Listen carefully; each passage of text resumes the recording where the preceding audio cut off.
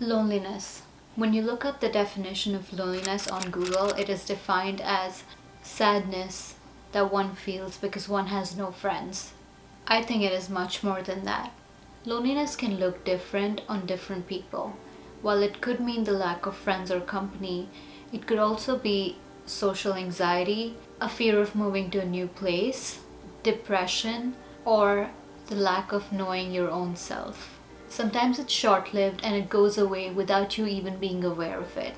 And sometimes it's this lingering sense of despair that seems to just latch onto you and doesn't leave you alone. Loneliness is complex, and what's crazy is that it can be unique for every single person that has it, which means it looks different on everyone. A survey conducted on adults over the age of 18 in America last year concluded that over 43% of adults agree to being lonely or having the feeling of loneliness sometimes or always, with another survey on just millennials concluding that over 30% of millennials say that they often or always feel lonely, with an increasing number of people all across the world struggling with feelings of depression, anxiety, and loneliness. It almost feels like a pandemic in itself, and one that is not very simple to understand, or one that cannot be done away with a vaccine. So I just want to make this video talking about my experience with loneliness, because I have suffered from it at one point, so that I can speak to anyone feeling lonely right now and reassure you that you're not going through this alone. You're not alone in this. Most of us have gone through this feeling, and I just want to talk about my experiences because I feel like for me, when I was going through it, knowing that someone else had gone through it as well was comforting, and I hope this will be the same for you if you are going through it. Now, before I share anything else, I just want to make it very clear that I am not a professional and this should not be considered professional advice. I'm not qualified to be providing any sort of advice or helping anyone through their own loneliness. I'm just here trying to share my experience in hopes that I can be there for someone that is feeling lonely right now, because like I said, it can be comforting to know that someone else is going through or has been through what you're feeling.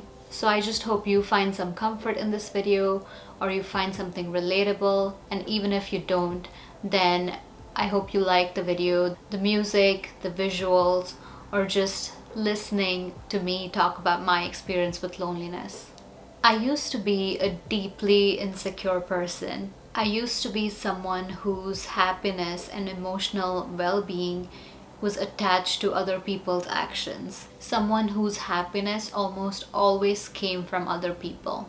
Friendships and relationships almost always had a very high impact on my emotional well-being, much higher than I would like to admit. So much so that I sometimes let people walk all over me.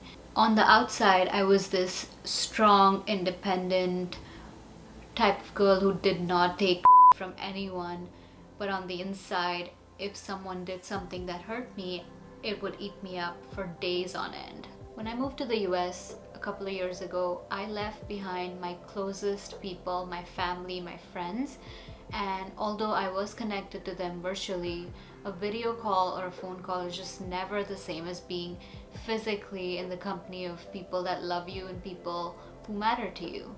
I tried to meet people here, I tried to make friends, but it was just never the same as the people that I was closest to back home. So in this process of just, trial and error relationships and friendships, somewhere along the line, I think I gave up. In an effort to decrease my dependency on other people, I completely shut myself off from making human connections, because human connections are sometimes messy and they take work and they take compromises, and I just did not want to put in the work anymore. This was also before the time that I started learning what I was like as a person if I was removed from all of the people around me and all of the external factors. Who was I as a person? But it was also the time that I was increasingly dependent on social platforms like Instagram for validation because I did not have any meaningful, real human connections around me. And since I was getting that validation online, which is a psychological need for us as humans, I did not find the necessity to try to put myself out there and try to make new friendships or meet new people. Last week I watched The Social Dilemma on Netflix, and this is what had me thinking about all of this again and made me want to talk about it. If you haven't watched it, I highly recommend it. It's a documentary about the reality of social media and what it does to you as a person in your real life and what you need to be aware of, almost to a level that it is creepy. And this quote on The Social Dilemma actually really hit home with me. Someone on it said that we've created a world where online connection is primary. And this hit so close to home for me because at one point this was me. But my loneliness did not just come from the lack of having real friendships around me. It also came from the lack of really knowing myself as a person. It came from the feeling of being lost and not having a purpose. See, I was so caught up in being on the go 24/7, trying to go to school, have an internship, have a job, pay for my expenses, while also having some sort of fake social life with people that didn't really matter, that somewhere along the way I just lost my why. Why was I here? Why was I doing this? Why was I sitting with people that didn't even matter to me, or people that I didn't really care about, when I could just be at home and watch movies by myself, right? See, I think that when you don't really know yourself, when you lack self-awareness, it's very easy to get sucked into situations that don't matter to you. It's very easy to attract people that are probably not the right people for you to hang out with or to be in your life, because if you don't really know yourself, you don't really know the kind of people you would want in your life or the kind of experiences you would want to attract in your life. And I think the lack of self-awareness is where most of my loneliness came from. When I was developing this video idea, the YouTuber I follow, Nathaniel, also posted a video on loneliness, talking about why loneliness is such a widespread epidemic in the world today. And in the video he talks to a holistic psychologist about this topic, and also to an author of a book on loneliness, and I think you should definitely watch it. I'm gonna link it down below in the description box. But in his video, the psychologist talks about how loneliness also stems from the lack of self-awareness, and the lack of self-awareness also leads to you not being present in situations. And I think I identify with this fully, because for me, I felt like sometimes when I was hanging out with people that I was physically there, but mentally I was by myself, just feeling lost, feeling lonely. Even a lot of times when I was surrounded by people, surrounded by friends, I always felt lonelier when I was in big crowds. And I think my loneliness definitely came from the lack of being self-aware. Although this feeling of being lost and lonely was short-lived for me, and at some point it did pass, but I feel like going through life's ups and downs and understanding myself and just being there and taking inventory of my feelings, taking inventory of my needs, of really trying to sit down and put time aside to understand who I was as a person and why I felt certain emotions the way I did. I think that's what helped me really come into my own as a person and really fight off this feeling of loneliness. If you're not taking inventory of your needs, which means if you're not asking yourself the right questions so you better know who you are when all of the external factors are taken out of the equation. I think for me, till I didn't know who I really was, it was extremely easy to just be dragged along, life dictating my actions, my feelings.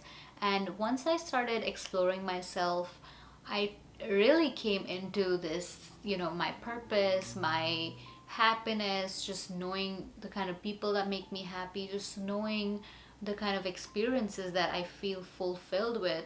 Going back to Nathaniel's video, he also met up with the author of a book on loneliness, Johann Hari, and I really loved what he said in the video, which is that if you're feeling lonely or sad or anxious or depressed, you're not broken. You're not a machine that needs fixing. There isn't anything wrong with you. You're a human being. He says that as human beings, we're all aware that we have physical needs like clean water, clean food, clean air. And if someone were to take away these physical needs, we'd probably be in trouble. But what we fail to understand is that we also have psychological needs, like the need to belong, like the need to have purpose in life, like the need to be loved and have someone to love. And all of these needs are psychological needs that you should not be ignoring.